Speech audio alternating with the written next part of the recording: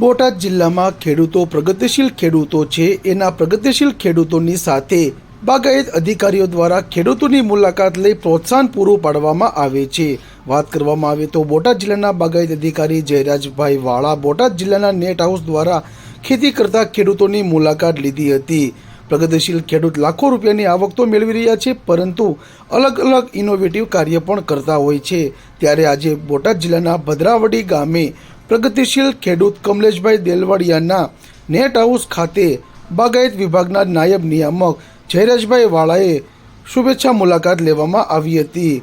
આ અધિકારી દ્વારા જરૂરી માર્ગદર્શન અને સૂચનો પણ કરવામાં આવ્યા હતા. જયરાજભાઈ વાળા કે જેઓ બાગાયત અધિકારી છે અને હર હંમેશ ખેડૂતો વધુ સારું ઉત્પાદન કઈ રીતે મેળવે તેવા અથાગ પ્રયત્નો કરવામાં આવતા હોય છે.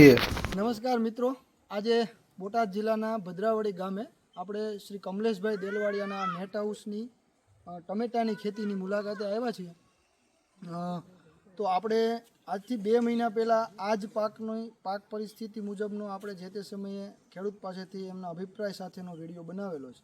આજે 2 મહિના પછી નવીન પાક તરીકે બોટાદ જિલ્લામાં નેટ હાઉસ ખેતીમાં ટમેટાના પાકની પરિસ્થિતિ શું છે એની વિગતો સાથે આપણે ખેડૂત સાથે ચર્ચા કરીએ. મારી સાથે શ્રી કમલેશભાઈ ખેડૂત પોતે અને ભાઈ શ્રી અશોકભાઈ પણ ઉપસ્થિત છે. આપણે કમલેશભાઈથી શરૂઆત કરીએ. નમસ્કાર. નમસ્તે કમલેશભાઈ, આજે તમારી આ નેટ હાઉસમાં ટામેટાની ખેતીની આપણે ચર્ચા કરીએ.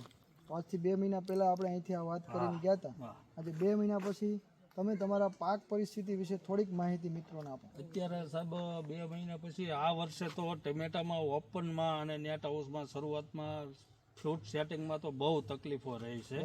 ઓપનમાં પણ ક્યાંય માલ થયેલો નથી, પણ 2 મહિનાના અંતે હવે ફ્રૂટ સેટિંગ જબરજસ્ત સારું અને થવા માંડ્યું છે. ફ્લાવરિંગ પણ સારું દેખાવા માંડ્યું છે અને ફ્લાવરિંગ સારું છે. અત્યારે માલ પણ સારો દેખાઈ રહ્યો છે, એટલે આપણને વળતર મળશે એવી આશા છે. ઓકે, તમે ટમેટાની ખેતી નેટ હાઉસમાં કેટલા સમયથી કરો છો? નેટ હાઉસમાં એમ સમજો ને સાહેબ, ગયા વર્ષે ફેબ્રુઆરીમાં શરૂઆતમાં બનાવ્યા છે આપણે. અચ્છા, આ બીજી વાર આ પાક આપણે લઈએ. આ બીજો પાક. એટલે આના પહેલા શું કરતા? પેલા કાકડીનો પાક લીધો અને ઓપનમાં ખેતી કરતા. અચ્છા, ઓપનમાં શાકભાજી કરતા, નેટ આ હાઉસમાં ઓપનમાં શાકભાજી કરતા. વેરી ગુડ, સરસ. કેટલો સમય થયો આ પાકનો? આ પાકને લગભગ 110 દિવસ જેવું થયું. ઓકે, હજી કેટલો સમય ઊભો રહેશે એવો અંદાજ છે? હજી લગભગ તો સાહેબ આને જૂન સુધી ઊભો રહેશે એવું લાગે છે. અત્યારે પ્રોડક્શન ચાલુ છે? આ પ્રોડક્શન શરૂ થઈ ગયું છે. કેટલા સમયથી ઉત્પાદન લ્યો છો? ઉત્પાદન તો એમ માનો ને કે 15 દિવસથી શરૂઆત થઈ છે. 15 દિવસ. ઓકે, સરસ. આપણે જોઈ શકીએ છીએ મિત્રો, અત્યારે જે ગ્રોથ છે શરૂઆતમાં વેજીટેટિવ ગ્રોથ વધારે થયેલો છે. આમ છતાંય હજુ પણ ફ્લાવરિંગમાં સતત ચાલુ છે અને ઉપરની સાઈડ તમે જોશો તો નવું ફ્રૂટ સેટિંગ પણ ચાલુ છે અને સાથે પ્રોડક્શન પણ ચાલુ છે. તમે જુઓ તો નેટ હાઉસમાં શાકભાજીની ખેતી કરતા જે ખેડૂત મિત્રો છે એમના માટે આ અનુભવનું ભાથું છે કે મોટાભાગના સૌરાષ્ટ્રના જે યુનિટો છે નેટ હાઉસમાં જે ખેતી થાય છે એ મોટાભાગે ખીરા કાકડીની ખેતી કરે છે. નો ડાઉટ ખીરા કાકડીમાં પણ પ્રોડક્શન સારા મળે છે, ઉત્પાદનના હમણાંના રેશન્ટના ભાવો પણ સારા મળે છે. આમ છતાં ઘણા સમયથી ખેડૂતો અલ્ટરનેટ ક્રોપની એક શોધમાં છે. હજી પણ નવા અખતરાઓ ખેડૂતો કરે છે. તો આ જે ટમેટાનો પાક છે એ નેટ હાઉસની ખેતી માટે ખૂબ જ ઉત્પાદન આપી શકે એવો આશાસ્પદ પાક છે. કેટલીક બાબતોની એમાં કાળજી રાખવાની થતી હોય. અશોકભાઈ પણ નેટ હાઉસ અને ઓપન ફિલ્ડમાં શાકભાજીના ખેડૂત તરીકે ધુરંધર ખેડૂત, સારા પ્રોડક્શનો લે છે. અશોકભાઈ, નેટ હાઉસમાં ટમેટાની ખેતી કરવા માટે શું શું કાળજી રાખવી જોઈએ? જે જનરલ પાક કરતાં તમારે વિશેષ કાળજી રાખવી પડે એવી વાત હોય તો ચર્ચા કરો. સાહેબ, આમાં પહેલું તો કે લેટ વાવેતર કરવું, ચોમાસા દરમિયાન વાવેતર ન કરવું. બરાબર, ચોમાસું ગયા પછી જ વાવેતર કરવું. ચોમાસામાં વાવેતર કરવાથી વેજીટેટિવ ગ્રોથ આનો બહુ ઝડપથી વધી જાય છે.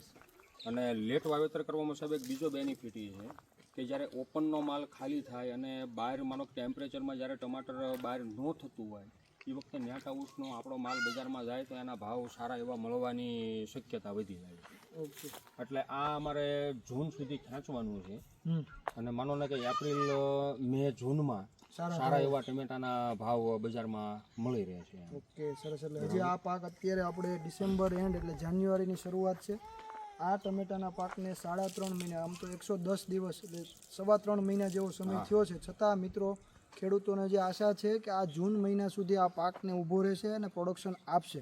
એટલે તમે વિચારો કે 3 મહિના આ અને બીજા 5 એટલે 8 મહિના સુધી ઉત્પાદન આપશે. એટલે એકવાર સોવિંગ કર્યા બાદ વિવિધ ટ્રીટમેન્ટ સાથે 6 મહિનાથી વધારે પાકમાં ઉત્પાદન મેળવી શકાય. અને ટોટલ એનું પ્રોડક્શનના ડેટાઓ પણ આપણને ખેડૂતો સમયાંતરે શેર કરતા હોય છે. તો નેટ હાઉસમાં ખેતી કરવાથી શાકભાજીમાં લગભગ ડબલ ઉત્પાદન મળે છે. એની સામે ખર્ચાળ પણ છે, મહેનત પણ છે. આમાં પોલિનેશન માટે શું કરો છો? પોલિનેશન સાહેબ શરૂઆતમાં તો અમે થોડું આમાં હવા મારતા હતા ને એવું કરતા હતા, બ્લોઅર મારતા હતા. પણ પછી તે એ બંધ કર્યા પછી તે એની મેં તે સારું એવું સેટિંગ મળે છે. જો મિત્રો, ટમેટામાં ઘણી બધી વેરાયટીઓ છે. અત્યારે પ્રાઇવેટ ફિલ્ડમાં પણ એટલી બધી વેરાયટીઓ મળે છે અને વિસ્તાર વાઇઝ અલગ અલગ ખેડૂતો નીવડી એવી વેરાયટીઓ વાવતા હોય છે. તો ખાસ કરીને નેટ હાઉસમાં જ્યારે ટમેટાની ખેતી આવે ત્યારે એક પ્રશ્ન આપણને મૂંઝવતો હોય છે કે ટમેટામાં પોલિનેશન એટલું બધું નહીં થવાથી ફ્રૂટ સેટ ઓછું થાય છે. કારણ કે નેટ હાઉસ પેક હોવાના લીધે જે પોલિનેટર્સ બીજ કે ફ્લાઇસ છે એમનું મુવમેન્ટ ઓછી હોય છે. તો શરૂઆતની અવસ્થામાં બ્લોવરથી પોલિનેશન સારી રીતે કરી શકાય છે. અને આપણે અત્યારે પાછળ દેખાય છે એમ શરૂઆતમાં બ્લોવરનો ઉપયોગ કર્યા બાદ પણ આ સેલ્ફ પોલિનેટેડ વેરાયટી છે, જેના લીધે ફ્રૂટ સેટનો કોઈ પ્રશ્ન નથી. તમે જ્યાં જુઓ ત્યાં હજી પણ ફ્રૂટ સેટિંગ ચાલુ છે, ઇવન ફ્લાવરિંગ પણ ચાલુ છે. ચોક્કસથી અત્યારની પાક પરિસ્થિતિ ઉપરથી એવું હું ચોક્કસથી કહી શકું કે 100% આ પાકને જૂન મહિના સુધી પ્રોડક્શનમાં લઈ શકાશે. અને આવી વિવિધ પાકોની શાકભાજીની ખેતીથી ખાસ કરીને ગ્રો કવરમાં પણ ખેતી થાય તો પ્રોટેક્ટેડ કલ્ટિવેશનનો ઉપયોગ કરી અને પોતાની ખેતીમાં આવકમાં વધારો ખેડૂતો કરવા માંગતા હોય તો આવા ખેડૂતોની મુલાકાત લેજો. અમારા બોટાદ જિલ્લામાં ઘણા બધા મિત્રો આવી રીતે સારી રીતે શાકભાજીની ખેતી કરે છે અને ગવર્મેન્ટ દ્વારા બાગાયત વિભાગ પણ ખેડૂતોને વિવિધ સહાયલક્ષી યોજનાઓમાં આ સહાયના લાભો આપતા હોય છે. દાખલા તરીકે આ નેટ હાઉસની ખેતી છે, 1 એકરના નેટ હાઉસમાં ખેડૂતને 65% મુજબ 15,60,000 જેવી સહાય પણ ચૂકવેલી છે. એવી રીતે પ્લાસ્ટિક મલ્ચિંગમાં પણ ખેડૂતોને બાગાયત વિભાગ સહાય આપે છે. એવી રીતે ઓપન ફિલ્ડમાં ગ્રો કવરમાં પણ ખેડૂતોને સહાય આપવામાં આવે છે. અને શાકભાજી હાઇબ્રિડની વેરાયટીની જે ખેતી કરે એમાં પણ વાવેતરમાં સહાય આપણે આપતા હોઈએ છીએ. દરેક ખેડૂતો આઈ ખેડૂત પોર્ટલ ઉપર અરજીઓ કરીને આ લાભો પણ લેતા હોય છે.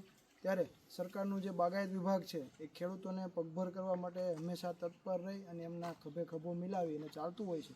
તો આપ પણ પ્રેરણા મેળવી અને તમારી ખેતીમાં આવું કંઈક નવીન કરો તો તમારા જિલ્લાની જે બાગાયત વિભાગની કચેરી હોય ત્યાં સંપર્ક કરી અને તમે પણ આવા લાભો લઈ શકો, તમારી ખેતીને ઉન્નત બનાવી શકો. થેન્ક યુ, આભાર. બોટાદ જિલ્લા નાયબ નિયામક બાગાયત અધિકારી જયરાજભાઈ વાળા દ્વારા ખેડૂતની સાથે સંવાદ કરવામાં આવ્યો હતો અને જરૂરી માર્ગદર્શન પણ પૂરું પાડવામાં આવ્યું હતું.